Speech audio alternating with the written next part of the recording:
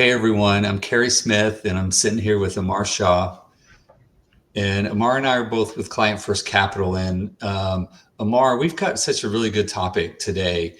And so, things are changing in the, in the tax world with the One Big Beautiful Bill Act, right? That's recently been passed. And so there's a lot of changes and a lot of things that we feel our clients and others out there need to be aware of. And so, today we are going through, the 14 important dates and changes that we feel people need to be aware of with this bill. And so this is a lot to cover today. So Amar, I'm going to say let's just jump in. I'll have you kick us off, but let's get started. Yeah. I mean, this big bill was a lot of stuff passed. In fact, even our tax software hasn't been fully updated with this tax bill, right? So there's a lot of things to kind of unpack, if you will, as we go through here. But let's just start. So I think the first thing would be the 529 plan provisions that have been expanded to also include credential type of expenses. So I would say the effective date is January 1st, 2025. It's made permanent. And essentially, K through 12 tutoring, undergrad, and then now credential type expenses are now included. I think this is a good planning opportunity, Cary. A lot of people know the rising cost of education, even just K through 12 education. A lot more parents or grandparents are helping their kids send their grandchildren to private schools and stuff. And so there's probably some planning opportunities now that the 529 has been expanded. Yeah, and I think there's some practical opportunities as well. And what I mean is some kids are going to need this help earlier to set them up for success in college. And the absence of getting this help may make it more difficult for them once they get there. And so, personally, I view this as a really positive and good change. Yeah. Let's see. The next one I think is big is the car loan interest deduction. Starting in January 2025, phases out December 31st, 2028. It's up to $10,000 if it's a U.S. assembled vehicle. You can deduct some of that interest.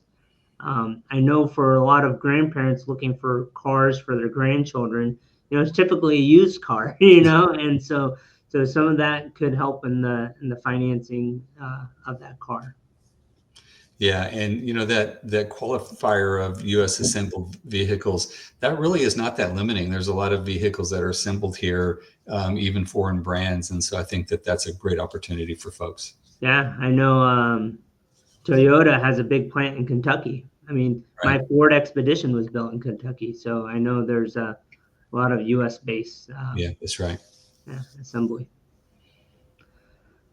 Let's see, there's the child tax credit, which has now been made permanent. It's $2,200 per child. It indexes with inflation, so that number should go up, year over year. And I think that's something to help with planning. I know there's been some changes with other things around that, but that's just it is what it is right now. It is what it is. For some families, that's just a deduction that is sorely needed, and for others, it may allow them to save a little bit more for college or retirement. And so, another positive change. One that's ending at the end of this month is the clean energy credits for EVs and commercial clean vehicles. So basically, automobiles. You'll probably be seeing a lot of EVs in the next month, a big uptick because everybody's trying to get that $7,500 tax credit for getting an EV. And now, if you're a high income earner and you're thinking, well, I don't qualify for that. Well, you could potentially lease a car. The manufacturer gets a $7,500 credit, so it comes off the purchase price of the car during your lease. So I have seen some folks where they lease an EV, and after the first payment, just buy the car, and so get that credit. So there are some workarounds there to qualify for that credit before the end of the month here. Yeah, it sounds like you've thought about this a little bit. Yes. So another one is estate planning exemption. So, this number has been all over the place. I know at the end of Trump's first term, people were doing large gifts to children and stuff like that. I think hopefully in the future, they made this permanent and they've indexed it with inflation. But now each one of us, starting January 1st, 2026, has a $15 million exemption, meaning a married couple has $30 million that they can give to their children without incurring any estate taxes. Now that's a large number. Probably 95% of the population, they're well within that number. And so the benefit here, I think, is that it's been kind of like a political pawn to like kind of negotiate back and forth. Now it's kind of set. There's no sunset with the number. It's kind of permanent. It only impacts about 5,000 families throughout each calendar year. So now there can be some planning done around that. Yeah, good. The next one here is an enhanced SALT deduction, which starts this year, January 2025, and then ends December 29th or December 31st, 2029. Now, in high tax states like California, that cap is 40,000 now. So before it was 10,000, and it reverts back to 10,000 in 2030. But there's a short-term, some benefits there. Yeah, I always like to put things in terms that I can understand. So for those who may not be familiar, SALT is state and local taxes, right? So it's that deduction on what you're paying in your state and local taxes. Yeah. So for most people, their property taxes in California, I shouldn't say most people, but if you own a home in California, their property taxes alone, you were capping out the 10,000, and so this will allow for some more room. Home energy credits end at the end of this year, December 31st, 2025. So if you thought about residential solar, heat pumps, efficiency improvements, adding batteries if you have solar already, all those credits are ending at the end of this year.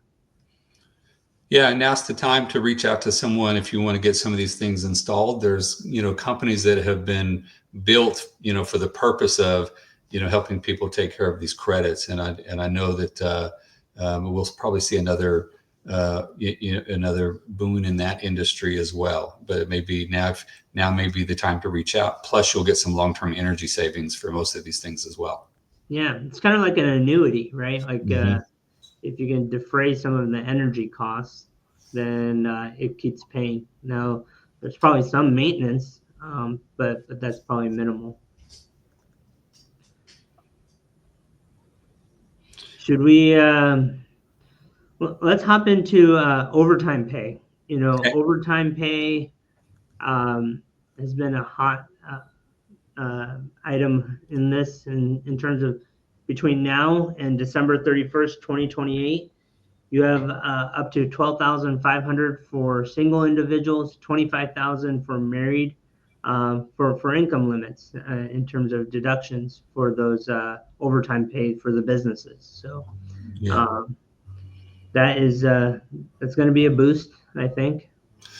I think it's going to be a boost, and it'll be, a boost to those individuals, right? They're typically not low on the pay scale, but lower, right? And I think this helps them as well. That money typically get passed through right back into the economy, and so I think there's a lot of positive with that, and I think it's a good change. Yeah, yeah.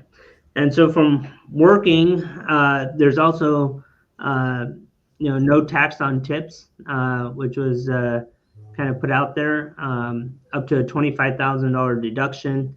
Income limits probably 150,000 for a single individual. January 1st, 2025 to December 31st, 2028. So the next 3 years. What I see here is really for those college age individuals that are getting an education and they're probably working in food service or something like that. most of that income that they earn will be potentially, no tax. Yeah, my previous comment actually meant to go for the no tax on tips, and so I reiterate that comment as well. But if I back up to the overtime pay, there are some fairly high wage earners that can receive this, and I think that that's a good benefit as well. Yeah. So let's go from working to not working, or potentially not working, but seniors, there's an extra $6,000 deduction for the next 3 years. Mm-hmm. And so 2025, it starts up until end of 2028. And, that it's kind of like a bonus deduction, Yeah. for $6,000. So there's that. And then there's the wind solar energy credits, like we said earlier, but this is more on a production scale, if you will. Right. Credits end at 2027. So a lot of big changes, a lot of different dates, and I think from a tax planning perspective, there's a lot of moving parts this year that we need to kind of look at. Yeah, I agree. It's not normal to see this much change in one bill, right? And to your point, it's coming fast. A lot of the software programs haven't even been updated, right, to account for some of these changes. I know that work is, there's a lot of coders and companies, working hard to make these changes. But this is a lot of change. Yeah. So thank you for watching. I know this video is more just informational, more factual, not a lot of commentary in terms of planning around this, but take a look at your own situation, see how you can maybe maximize some of these benefits. And if you need help, please reach out. You can visit our website at clientfirstcap.com. And thank you for watching. Thank you, Cary. Thanks, Amar. Good discussion.